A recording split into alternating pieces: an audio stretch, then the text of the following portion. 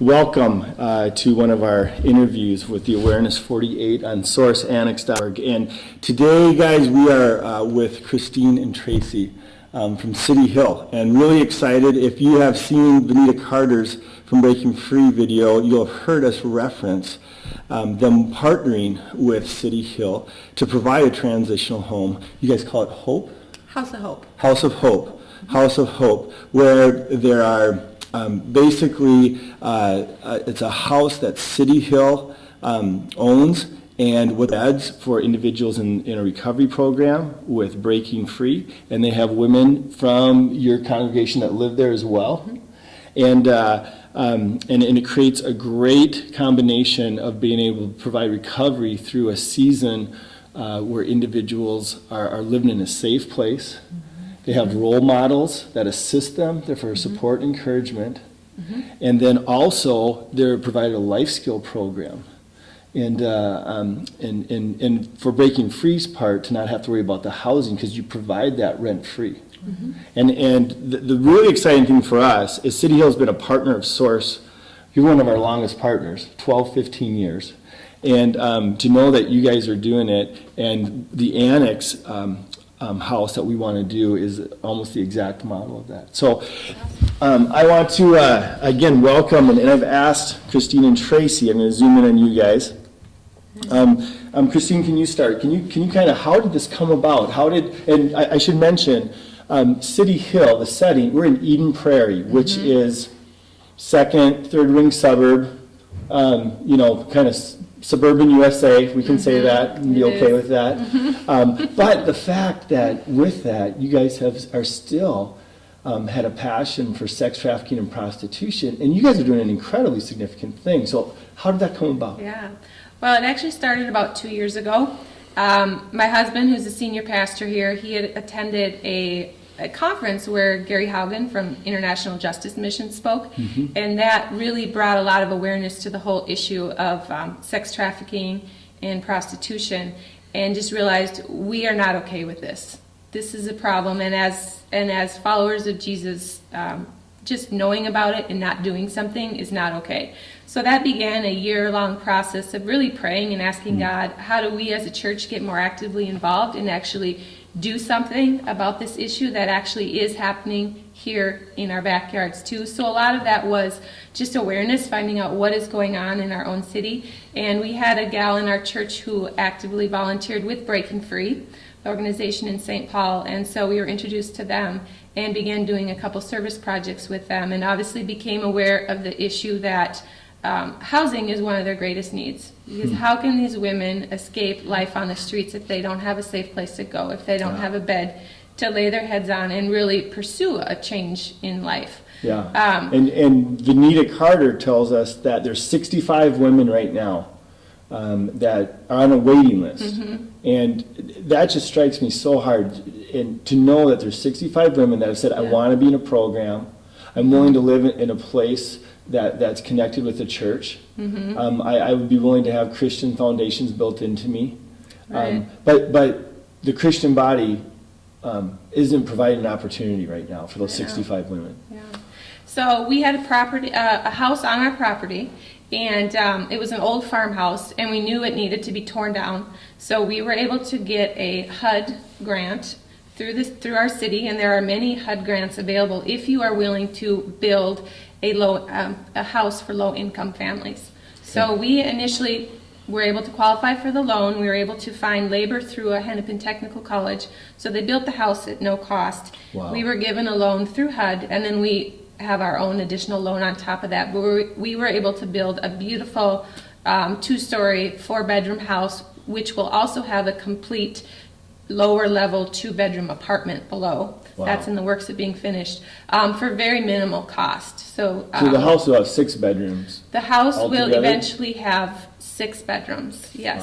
Wow. Excellent. So our plan has been to have up to 5 women from Breaking Free live in there, and then we have 2 women from our church that serve as our renters. On paper, we need to physically rent it to someone that qualifies for low income that happens to be a key church volunteer because it's parsonage zoned.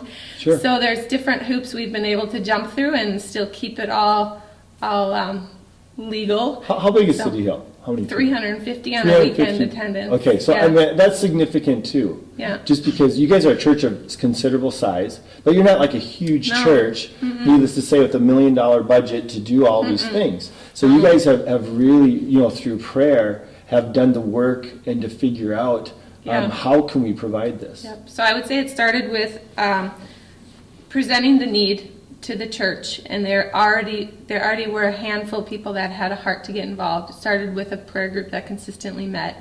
Started with some just exposure to different short-term projects, and then from there we presented the idea for the house. So we didn't initially build the house with a transitional model in mind.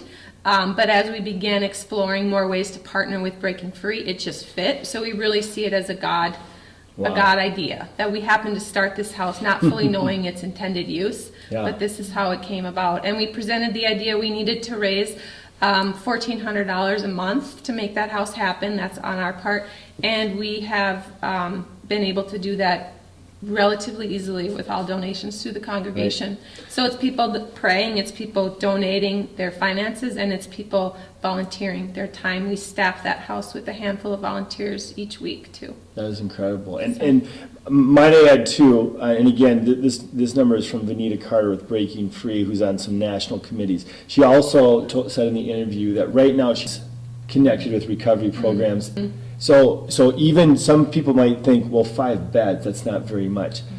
If you put it in the perspective that City Hill is providing 10% of the U.S. recovery beds, that kind of blows you away, doesn't I it? never thought of it that way, but yeah. and you guys, this is something pioneering. I hope that in our lifetime, I hope in the next 10 years, we're going to see that 100-fold, literally. And so, wonderful. Tracy, we're going to do a part 2, a more extensive with this interview. Tracy, you're a volunteer, but give me your description of the role that you're taking on with the House of Hope. Okay. Basically, I'm there 3 days a week. I come in the morning and just. We have devotions in the morning with the ladies, and I'm just there as a mentor, as a role model for the ladies. A lot of times they have other things going on, but I'm there if they have questions about anything. So it's a lot of the practical things. Just day to day, anything that they may have questions about. I'm there to help. And give me a quick description of their week, because it's a combination of being here and being at Breaking Free and Monday. I'm here Monday with them. We have a meeting Monday morning. Staff, Terry for Leedy comes over in the morning. We have a staff meeting on Monday mornings with them. Monday afternoon is pretty much open.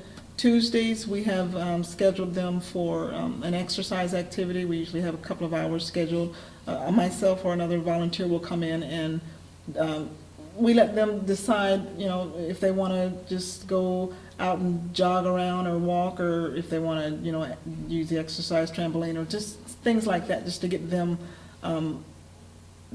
doing normal day-to-day things that people would do, and just to get their mind focused on, establishing a normal day life.